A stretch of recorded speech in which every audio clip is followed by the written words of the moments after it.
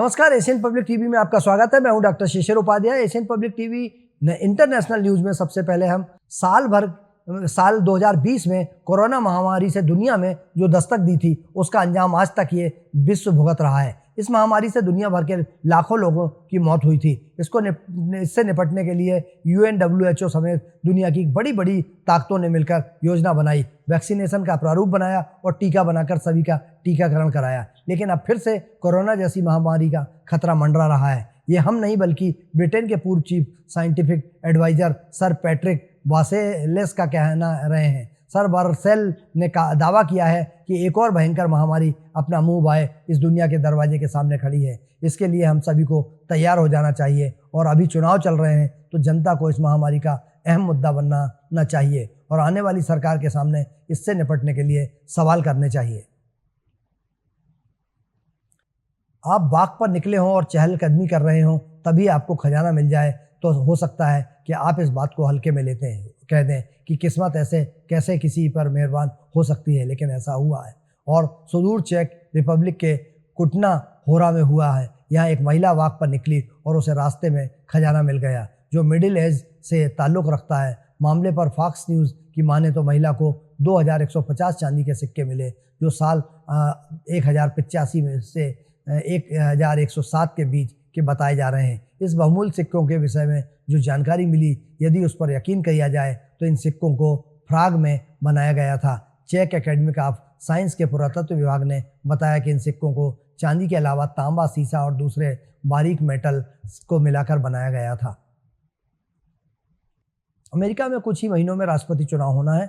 ऐसे में सभी उम्मीदवार जोर शोर से अपना प्रचार कर रहे हैं। इन लोगों को समर्थन करने वाले भी खुलकर अपने विचार रख रहे हैं। इस बीच पूर्व राष्ट्रपति डोनाल्ड ट्रंप ने कुछ ऐसी इच्छा जाहिर कर दी है जिसे सुनकर हर कोई दंग रह गया। दरअसल एक रिपोर्ट में दावा किया है कि ट्रंप व्हाइट हाउस में अपने सलाहकार के तौर पर टेस्ला के CEO एलन मस्क को नियुक्त करने पर विचार कर रहे हैं। मस्क और ट्रंप एक दूसरे के साथ गर्मजोशी के साथ बात कर रहे हैं। मीडिया रिपोर्ट के अनुसार दोनों लोगों ने एक दूसरे से एक महीने के अंदर कई बार फ़ोन पर बात की है। इतना ही नहीं, मस्क और अरबपति निवेशक नेशनल पेंट्राज ने ट्रंप के साथ इस बात पर भी चर्चा की कि कारपोरेट अधिकारियों को राष्ट्रपति जो बाइडेन का समर्थन नहीं करने के लिए कैसे मनाया जाए। कारपोरेट अधिकारियों को बाइडेन के समर्थन में नहीं जाने के लिए नवंबर में एक अभियान शुरू किया गया था। नीदरलैंड में एम्स्टर्डम में के शिपफोल एयरपोर्ट पर एक बड़ा हादसा हो गया। दरअसल एक व्यक्ति हवाई अड्डे पर प्रस्थान के लिए तैयार विमान के इंजन में फंस गया। इंजन में फंसने के कारण व्यक्ति की मौत हो गई। एक अधिकारी ने इसकी जानकारी देते हुए बताया कि KLM फ्लाइट डेनमार्क के बिलुंड के लिए प्रस्थान करने को तैयार थी, तभी यह हादसा हो गया। डच प्रमुख वाहक KLM ने बताया कि यह घटना शिपफोल में घटी जिसमें एक व्यक्ति चलते विमान के इंजन में फंस गया। उसने आगे कहा, दुर्भाग्य से उस व्यक्ति की मौत हो गई।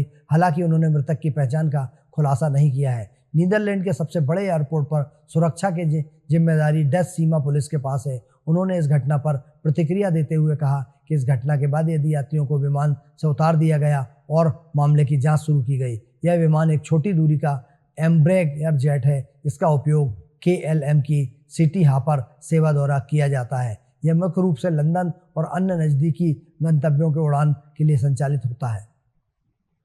भारतीय मूल की अमेरिकी नेता निक्की हेली ने हाल ही में इजराइल की उत्तरी सीमा का दौरा करते हुए एक अनोखे तरीके से समर्थन जाहिर किया। उन्होंने इजरायली आर्टिलरी सेल्स कर फिनिश देम, यानी उन्हें खत्म कर दो, लिखा और साथ ही अमेरिकी लफ्ज़ इजराइल लिखकर अपना सिग्नेचर भी किया। निक्की हेली का यह कदम ऐसे समय आया जब इजरायली सेना के हमलों को लेकर इजराइल की तीखी आलोचना हो रही है। हाल ही में रफा के रिफ्यूजी कैंप में इजरायली हमले में 45 लोगों की मौत हो गई थी। 200 से अधिक लोग घायल हो गए थे। गाजा में अब तक के युद्ध के करीब 36,096 फिलिस्तीनी मारे गए हैं, जिसमें करीब 15,000 बच्चे भी शामिल हैं।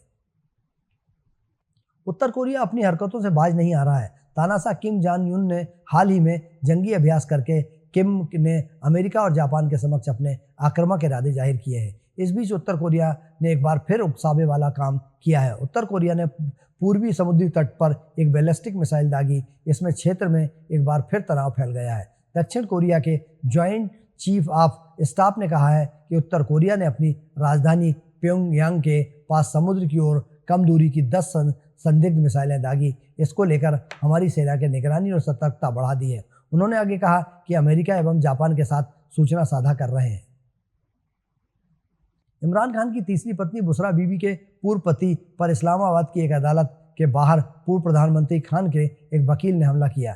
यह हमला तब हुआ जब वह गैर इस्लामिक विवाह मामले में दंपत्ति की सजा के खिलाफ अपील का सुनवाई के लिए उपस्थित हुए थे। खान 71 और बीबी 49 को 3 फरवरी को एक निचली अदालत ने के दौरान शादी करने के लिए 7 साल जेल की सजा सुनाई थी। इस्लाम में इद्दत किसी महिला के लिए अपने पति की मृत्यु या तलाक के बाद दूसरी शादी से लेकर प्रतीक्षा करने का अनिवार्य समय है। बुशरा के पूर्व पति खाबर मेनका ने नवंबर 2023 में दंपत्ति के खिलाफ मामला दर्ज कराया था, जिसमें आरोप लगाया था कि उन्होंने बुशरा द्वारा इद्दत की अनिवार्य प्रतीक्षा अवधि का पालन किए बिना शादी कर ली थी। उन्होंने अदालत से विवाह को अमान्य घोषित करने का अनुरोध किया था।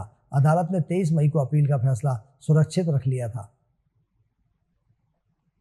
पाकिस्तान इस समय भीषण गर्मी का सामना कर रहा है। सिंध प्रांत के कई शहरों में तापमान 50 डिग्री को छू रहा है। देश की मौसम एजेंसी ने बताया कि सिंध के जेकोबाबाद जिले में पारा इसका स्तर 50 डिग्री सेल्सियस तक बढ़ गया है और इस साल अब तक सबसे ज़्यादा दर्ज किया गया है। सबसे अधिक तापमान है। जिले में पारा 50 तक पहुंचना एक रिकॉर्ड है। पाकिस्तानी मौसम विभाग के महानिदेशक सरदार सरफराज अहमद ने कहा कि जेकोबाबाद में 50 सेल्सियस तापमान के साथ जिला धरती का सबसे गर्म शहर बना हुआ है। अहमद ने कहा कि जून के पहले सप्ताह तक लू चलने की संभावना है, जिसके आने वाले दिनों में और बढ़ने की संभावना है। सिंध प्रांत के ही लरकाना में 49.7 और दादू में 49.5 और खैरपुर में 49.3 तापमान दर्ज किया गया। सरफराज अहमद के अनुसार पाकिस्तान में अब तक का उच्चतम तापमान 54 सेल्सियस रहा है, जो 28 मई 2017 को तटीय जिले तुर्बत में दर्ज किया गया था। पाकिस्तान के कराची में तापमान 38 सेल्सियस है और सामान्य से 2 डिग्री सेल्सियस अधिक था। पाकिस्तान की इमरान सरकार में मंत्री रहे फवाद चौधरी ने प्रधानमंत्री नरेंद्र मोदी के एक बयान पर प्रतिक्रिया दी है। बता दें कि पीएम मोदी ने दिल्ली के मुख्यमंत्री अरविंद केजरीवाल और विपक्ष के अन्य नेताओं की फवाद चौधरी द्वारा की गई तारीफ पर बयान दिया था। पीएम मोदी ने बयान पर बोलते हुए कहा, फवाद चौधरी ने कहा है कि नरेंद्र मोदी और उनकी जो कट्टरपंथी सोच है उसकी शिकस्त बहुत ज़रूरी है। इसके साथ ही फवाद चौधरी ने राहुल गांधी, अरविंद केजरीवाल, ममता बनर्जी को लोकसभा चुनाव में जीत की शुभकामनाएं भी दी थी। फवाद चौधरी ने कहा, कश्मीर या हिंदुस्तान के बाकी मुसलमान हों, इस वक्त कट्टरपंथी विचारधारा का सामना कर रहे हैं। उन्होंने कहा कि यह बहुत ज़रूरी है कि नरेंद्र मोदी चुनाव में शिकस्त खाएं और पाकिस्तान में हर शख्स यही चाहता है। हिंदुस्तान और पाकिस्तान के ताल्लुकात तभी बेहतर हो सकते हैं जब उग्रवाद कम होगा।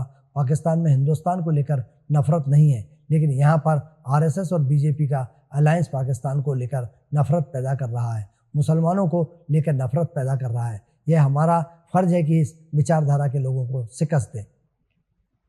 एशियन पब्लिक टीवी पर खबरों का सिलसिला जारी रहेगा। आप बने रहिए एशियन पब्लिक टीवी पर। मुझे दीजिए इजाज़त। नमस्कार।